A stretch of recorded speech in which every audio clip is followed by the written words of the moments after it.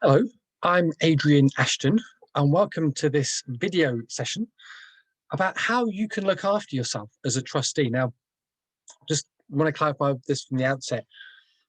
When I say looking after yourself as a trustee, I don't mean in a well-being sense.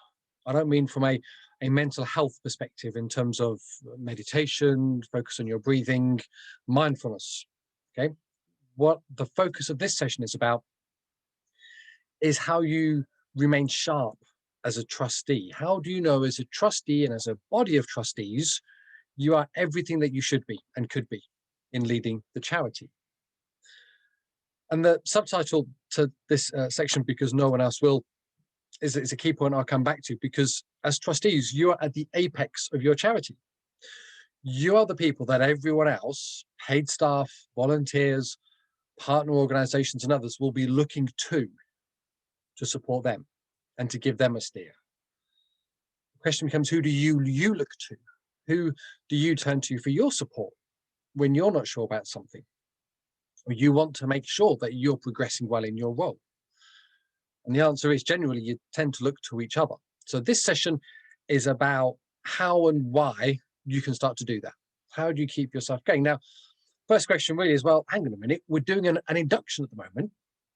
We've got a handbook, we've got some reports, we've got some checklists, we've got some guide documents. Surely that's enough. That tells us everything we need to know about what we might need to be for trusteeship. Yes and no. Yes, it gives you the facts. It gives you where things are at this point in time today. Part of your induction is hopefully getting a copy of the latest accounts and the current business plan. Although, as we've picked on some of those other video induction sessions and update briefing sessions, that those things change over time. And this is the problem with what you know as a trustee and how you get to know it. The world does not stay fixed. Things keep changing. And it's not just the world around you that keeps changing, it's also the people that make you up as a body of trustees. So as we've picked up in one of the other sessions in this wider bank of series of video sessions that look at succession and recruiting new trustees. As a body of trustees, every year or every other year, there will be a slight change to who sits around the table. There will always be continuity. There will always be a continuation of familiar faces, but they will overlap over time. And every time a new trustee comes into post, that changes the dynamics a bit. They bring some new ideas. They prompt you to think about things in new ways that you maybe hadn't considered before. So you think, oh, yeah, maybe I am missing a trick. And so again, there's those prompts that come internally as well as externally. And also how the charity just operates in delivering its services will change. The way it's funded or contracted or commissioned to deliver support to the community will change over time. And that means that you as trustees need to keep abreast of that and your understanding of, well, what does this new funding arrangement mean? What does this new management structure have in terms of implications?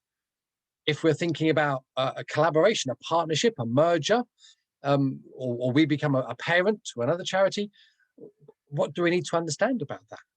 So these things are always going on in flux.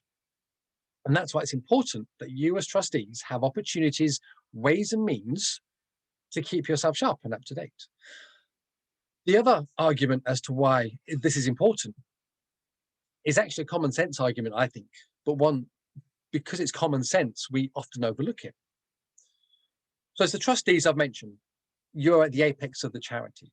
Now think about all the other people who are non-trustees who are part of your charity, this charity that you're part of. Paid staff, volunteers. They all had an induction as well, yes, but then they have an appraisal on a regular basis. And depending what comes out of that appraisal or how their role is changing, they are offered training and development support in their role. So if paid staff and volunteers, and we say it's crucial that they have access to training and learning and development for what they're doing, why don't you have that as trustees? Particularly because your responsibility for the charity is greater than theirs. The buck stops with you as trustees. So surely it's only equitable that the charity recognizes what you're doing as trustees and says, we want to support you in the same way that we support everyone else. Seems a common sense argument, maybe. But how do you approach this? How do you work out how you do CPD? Now, my approach of CPD, many people will go, oh, CPD, bit of jargon. It stands for continuing professional development, lifelong learning. I, however, suggest that the initials might stand for something a little more enjoyable, which is convivial procrastinated drinking. Because I've often argued that I did some of my best work in college, in the university bar, and then some of the best networking that I do at conferences and events is in the bar afterwards. The learning that we get from each other, shared over a drink in a much more social setting. But as a charity, as trustees, you need some structure. You need some formal process in order to make sure that it's done properly and consistently. The first starting point is really, what do you need? What might you as trustees benefit from at any given point in time, individually and collectively? Well, let's see. We've mentioned about paid staff and volunteers and how they have regular reviews and appraisals. Why don't you have the same as trustees? What's to stop you either doing a bit of navel gazing on yourself or bringing someone else in or picking up maybe one of the governance codes, going out there and saying, well, how can we benchmark ourselves against some of these standards? So we understand not just between us all that we have sufficient knowledge and skill and expertise, but actually how we're working together too. Because very often when boards of trustees do these reviews and do these self-scoring benchmarks, 9 times out of 10, it's usually exclusively focused on skills and knowledge and not on how your skills and knowledge are able to be used and tapped and benefit the charity in how it's working. So bearing that in mind as well when you're doing this process, not just the knowledge stuff, but the process stuff as well. How are we working as a board, as our processes, as our systems? I'd also suggest that when you come to review the budgets that the charity sets for itself every year, there'll be a line in there for training and learning to staff and volunteers that you simply check, is some of that available for us as trustees for anything that we might need to access as the year goes on? If we've budgeted for it, it's more likely we're going to use it. And it can be costed in then to service charges and grant applications. There's also about getting in the habit of doing something as well. Things are much easier to do if we've got a habit of doing them. So maybe there's something about how you structure your agendas as trustees over the year. So when you meet, just as there is fixed points of the year where you formally review the accounts for the year, you formally review the trustee report for the year, you formally review contracts and funding agreements that the charity has. Why not simply put some extra markers in on those calendar points to say, as a body of trustees, this is the point where we do a bit of navel gazing to benchmark ourselves. And maybe in a few months' time, we'll look at some bigger issues just to reassure ourselves, are there any gaps? Or if we have a cycle of recruitment, of succession as trustees, then we actually plan space and time in our agendas, in our meetings, and around those to engage with learning and development opportunities, to make sure that as a refreshed body of trustees with some new people coming in, we can all gel together and start working together better, quicker. Now, it may be that you don't need those times. After all, things change and it all comes good. But at least if you've budgeted for the time, as well as budgeted to have the cash, you have the option to do it. It means you're on top of this stuff. However, that all sounds very principled and idealistic and formal, absolutely, but be pragmatic. From time to time, there always are being offered free training courses, updates on guidance, new booklets, an online webinar that you can join. If you hear about these things and they sound like they could be of interest and relevance, jump on them, don't wait. Just be opportunistic with it and jump in too. But ultimately, where do you go to find out? So if you've done these sorts of reviews and you said, okay, we know we've identified some gaps, we need to build some new knowledge and some new skills, how do we go? Where do we go for support? If we're struggling with a decision as trustees as well, where do we go for advice on that? How do we know what we don't know? How do we know where to go to for support? Well, the charity will be in membership of a number of professional bodies already. And through those memberships, you as trustees have recourse and access to those bodies' resources and support. They might be telephone helplines, they might be discussion forums, there might be peer networks, but tap into those.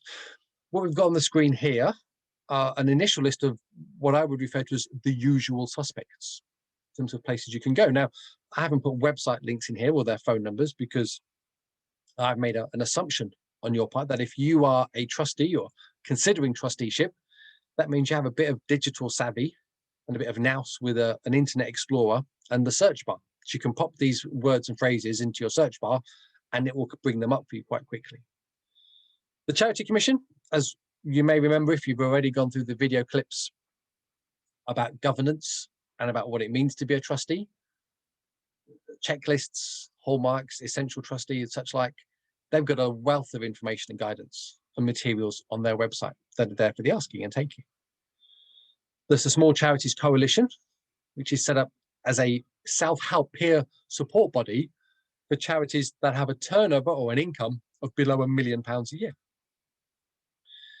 For those of you who are watching this as a trustee as the chair, or maybe the chair-elect, there's a national body called the Association of Chairs, where all the other chairs of other charities get together and swap stories and support each other to work through some of the issues. For those of you who are the treasurer or are getting involved with how the budgets work, how the finance of the charity is working, there is the Charity Finance Group. There's the National Council of Voluntary Organisations, NCVO, and in a sister organisation to themselves is the National Association of Voluntary and Community Associations as well, NAFCA. They both offer slightly different types of support. And the trick is, until you know exactly what it is that you need support or training or development with, it's hard to know which is the right source to go to in the first instance. But what isn't named on that list, because it will always be different, is actually the most important and the most useful and the most powerful source of support that is available to you as a trustee. Other people. You are not alone as a trustee. You have a body of other people around the table with you, or if you're doing it online on the Celebrity Square Zoom call video windows, who are sharing this responsibility, this role with you. You stand together, you support each other. The charity has paid staff and volunteers who you can ask for support and guidance as well. There are other local charities that your charity will be in partnership with, that you can have a conversation with their trustees, their chairs. You have your own professional and personal networks as well that you can start to tap and ask questions of, because ultimately the best way we learn, I think, is through telling stories. And the list of bodies on this prompt here will only really give you the dry academic stuff. And unfortunately, as we've gone through these video series as well, all we can really do is give you an outline. We can't really personalize this because it's been pre-recorded. The best way we learn, the best way we engage with concepts and ideas and new subjects is in the stories that are wrapped around them, because the stories help us apply them to how we live and how our trustees get along together and how our charity works. So always ask other people where you go through as well. Hopefully in that short clip, therefore, there's been some useful arguments. You feel encouraged and inspired and reinvigorated as trustees to say your support, your learning, your development does not start and stop with your induction. It should be an ongoing process. And in terms of how you structure that, there are models and approaches that you can start to implement and adopt, or if the charity already has those, to review them. How well are they working? Do we need to tweak them? And then in knowing whose door to start knocking on or who to pick the phone up to, where to send the first email inquiry, there's some starting points there as well that you can start to pick up with. Ultimately, as a trustee, you have a responsibility legally and otherwise, and it's only fair that you be supported in that role. And that's been the point of this session. So hopefully there's been something of encouragement in it for you, and more importantly as well, something of practical use that you can now take away and start to work on. Thanks for listening. Bye for now.